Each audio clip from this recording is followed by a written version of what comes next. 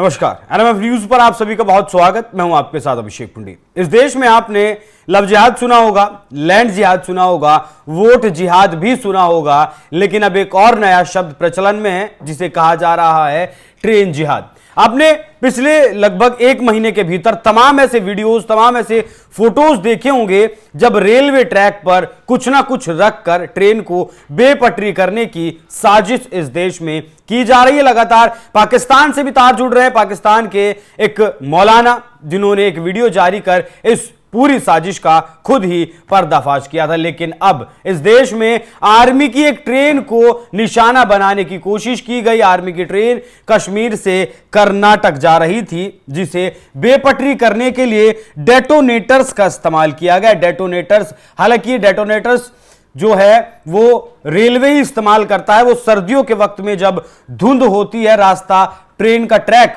नहीं दिखाई देता ड्राइवर को, तब रेलवे के कर्मचारी डेटोनेटर्स में विस्फोट करते हैं, क्योंकि ये सिर्फ आवाज करते हैं जिससे ड्राइवर समझ जाता है कि आगे कुछ ना कुछ चीज सही नहीं है, तो अपनी स्पीड कम कर लेता है या फिर ट्रेन को रोक देता है। लेकिन अब जो घटना सामने आई है उसमें एक साबिर नाम के आरोपी को पकड़ा गया है। यह आरोपी रेलवे का ही कर्मचारी है और इसने कई सारे डेटोनेटर्स एक जगह रख दिए जिससे कि ट्रेन को बेपटरी किया जा सके। हालांकि ट्रेन के पहुंचने से पहले ही ये डेटोनेटर्स ब्लास्ट हुए, जिससे ड्राइवर समझ गया और ड्राइवर ने सूझबूझ से ट्रेन को रोक दिया इससे पहले कि कोई हादसा होता। इस मामले पर रेलवे ने बयान भी जारी किया है। रेलवे के अधिकारी डॉक्टर स्वप्निल नीला का बयान भी सामने आया है।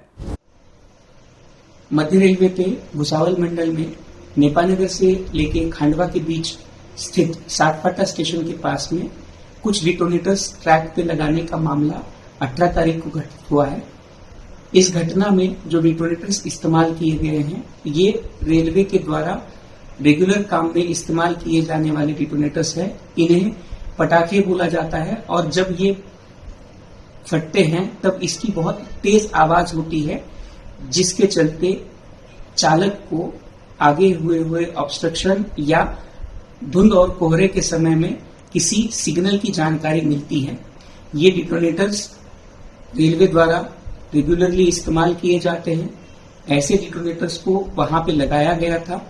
इन डिटोनेटर्स को उस वक्त पे सातपाटा स्टेशन के करीब लगाने का कोई औचित्य नहीं था, इसलिए इन डिटोनेटर्स के लगाने के बारे में आरपीएफ के द्वारा गहन जांच की जा रही है। इसको लगाने के लिए या इसको जिस भी व्यक्ति के द्वारा लगाया गया है उसकी पूरी तहकीकात की जा रही है और इसके लिए सभी दृष्टिकोण से तहकीकात की जा रही है। जब भी इसके बारे में इसके आगे की जानकारी प्राप्त होगी, वो सारी जानकारी सभी लोगों के साथ में साझा की जाएगी। अब साबिर की गिरफ्तारी तो हो चुकी है और साबिर को 23 सितंबर को गिरफ्तार किया गया। मामला कितना गंभीर है उस बात को आप ऐसे समझिए कि एनआईए, एटीएस, आरपीएफ के साथ मिलकर जांच कर रही है। मतलब एंटी टेररिस्ट स्क्वाड जांच कर रहा है और जो राष्ट्रीय जांच एजेंसी है जो विदेशी मामलों की जांच करती है या देश के जो बड़े मसले होते हैं उनकी जांच करती है, एनआईए, एटीएस के सामने बहुत सारे राज भी साबिर ने उगले हैं जो अभी तक आम जनमानस पर में नहीं पहुंचे कि क्या क्या उसने खुलासे किए हैं, कितनी लंबी ये साजिश है। उससे पहले आपने देखा होगा लगातार कई ट्रेन बेपटरी हुई और जिसके बाद से ये सवाल उठने लगा कि क्या रेलवे इतना लापरवाह हो सकता है कि लगातार 24 घंटे में 2 ट्रेन रेल बेपटरी हो गई, 48 घंटे के बाद ट्रेन रेल पटरी हो गई, बेपटरी हो गई। कहीं सिलेंडर रखा जा रहा है ब्लास्ट करने के लिए, कहीं पत्थर रखे जा रहे हैं, कहीं लोहे के पाइप रखे जा रहे हैं। तो जो लगातार ट्रेन